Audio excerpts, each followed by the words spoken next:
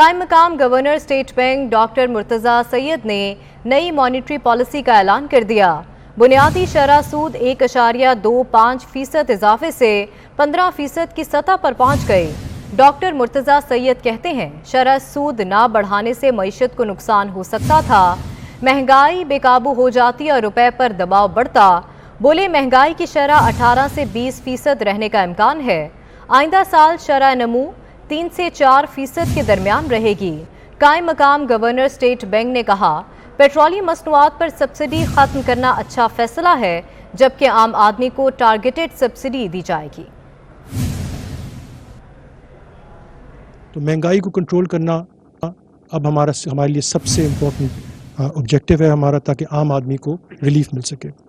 इसलिए आज state bank की मॉनेटरी पॉलिसी कमेटी ने यह फैसला किया था कि इंटरेस्ट रेट को, पॉलिसी रेट को 1.25% से बढ़ा के 15% कर दिया जाए।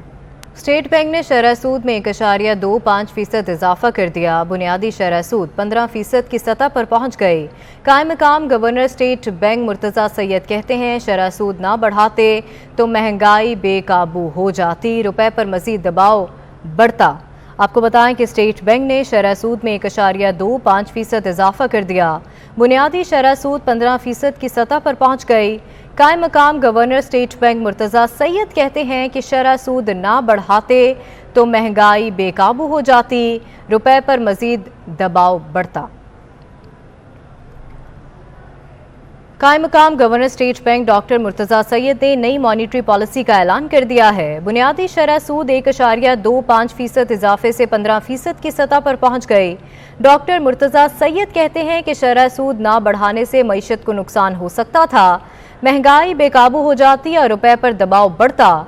उनकी जानिब से कहा गया कि महंगाई की शरह 18 से 20% रहने का इम्कान है। आइंदा साल शरह नमू 3 से 4% के दरमियान रहेगी।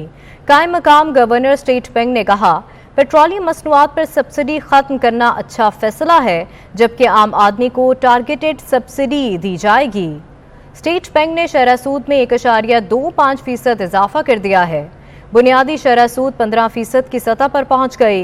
कायम मकाम governor state bank Murtaza Syed कहते हैं कि शरह सूद ना बढ़ाते तो महंगाई बेकाबू हो जाती, जबकि रुपए पर मजीद दबाव भी बढ़ता।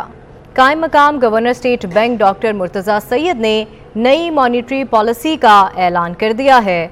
डॉक्टर मुर्तजा सैयद कहते हैं शरह सूद ना बढ़ाने से मईशत को नुकसान हो सकता था, महंगाई बेकाबू हो जाती और रुपए पर दबाव बढ़ता। इसी पर बात करेंगे डॉक्टर कैस असलम, माहिर मुआशियात हमारे साथ मौजूद हैं। बहुत शुक्रिया डॉक्टर साहब आपके वक्त का। स्टेट बैंक ने शरह सूद में 1.25% इजाफा कर दिया है। कायम मकाम governor state bank Murtaza Syed कहते हैं कि शरह सूद ना बढ़ाते तो महंगाई बेकाबू हो जाती, रुपए पर मजीद दबाव बढ़ता। हेलो डॉक्टर कैस असलम साहब, आपको आवाज आ रही है? आप सुन पा रहे हैं? आपको आ रही है आवाज? जी जी सर, आवाज आ रही है। ये बात ये है कि मेरा ये ख्याल है कि शरह सूद नीचे करके इंडस्ट्रियलाइजेशन करनी चाहिए। शरह सूद से महंगी हो जाएंगी इन्वेस्टमेंट। शरह सूद से ये जो समझते हैं कि महंगाई कंट्रोल होगी, कंट्रोल नहीं होगी, क्योंकि चीजें और महंगी हो जाएंगी, कारोबार महंगा हो जाएगा। और शरह सूद से अगर ये समझते हैं कि डॉलर बच जाएगा तो नीचे आ जाएगा, तो ये भी नहीं होगा। इनको बिल्कुल शरह सूद नीचे लाके इन्वेस्टमेंट करवानी चाहिए, ताकि मुल्क चले, एम्प्लॉयमेंट जनरेट हो, लोगों के पास इनकम आए। मगर अगर शरह सूद बढ़ाते रहे तो कोई इन्वेस्टमेंट नहीं आएगी, कोई नई इन्वेस्टमेंट नहीं कर सकेगा और महंगाई उतनी ही बढ़ती रहेगी। क्योंकि महंगाई की कॉजेज और हैं।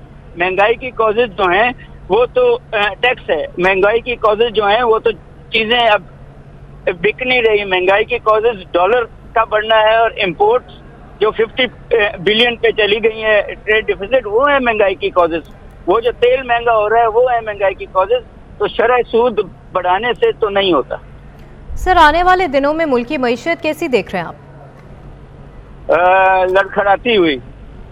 देखें, बात यह है कि जब तक आप इंडस्ट्री को फरोग नहीं देंगे, जब तक आप एम्प्लॉयमेंट जनरेट नहीं करेंगे, जब तक आप लोगों की आमदनी नहीं बढ़ाएंगे, जब तक आप एक्सपोर्ट नहीं करेंगे ज़्यादा से ज़्यादा टेक्सटाइल के अलावा और चीज़ें, तो महंगाई भी बढ़ती रहेगी और लोगों की रोजगार भी कम रहेंगे।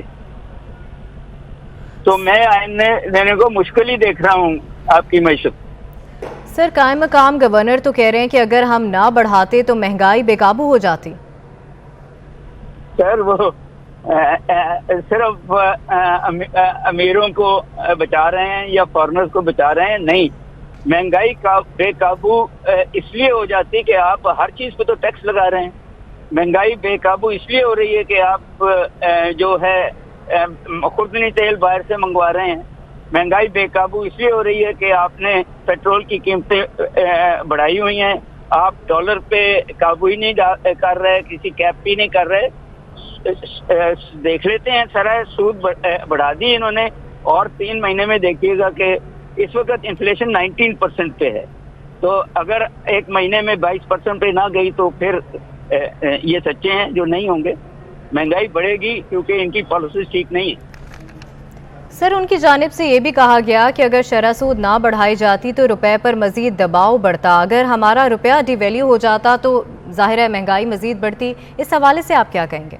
वो देखें, रुपए की डिवैल्यू पे 4 या 5 चीजें असरअंदाज करती हैं। पहली सबसे ज्यादा जो असरअंदाज करती है वो तो आपका ट्रेड डिफिसिट है कि जो 49.9 बिलियन तक चला गया डॉलर्स, वो बढ़ता रहेगा, इंपोर्ट्स बढ़ती रहेंगी।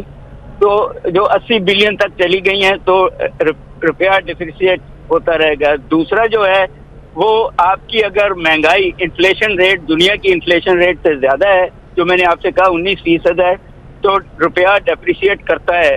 तीसरा यही इंटरेस्ट रेट्स हैं।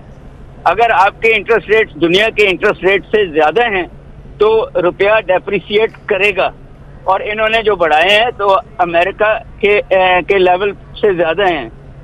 और चौथा जो है वो स्पेकुलेशन है कि अगर आप अभी भी इजाजत देते हैं कि आपका डॉलर इस मुल्क से खरीदा जाए और मुल्क से बाहर भेजा जाए, जो इस पे कोई कंट्रोल नहीं है, तो रुपया डेप्रिशिएट होगा। तो इंटरेस्ट रेट बढ़ाने से देखना यह है कि दुनिया के इंटरेस्ट रेट से हम ज्यादा हैं या कम हैं। अगर तो हम कम हैं तो शायद ये कंट्रोल कर लें रुपए के डेप्रिसिएशन, और अगर ये 15% दुनिया की इन्फ्लेशन इंटरेस्ट रेट से ज्यादा है तो फिर ये नहीं कंट्रोल कर सकेंगे। ठीक है, डॉक्टर कैस असलम माहिर मुआशियात हमारे साथ मौजूद थे। बहुत शुक्रिया सर आपके वक्त का।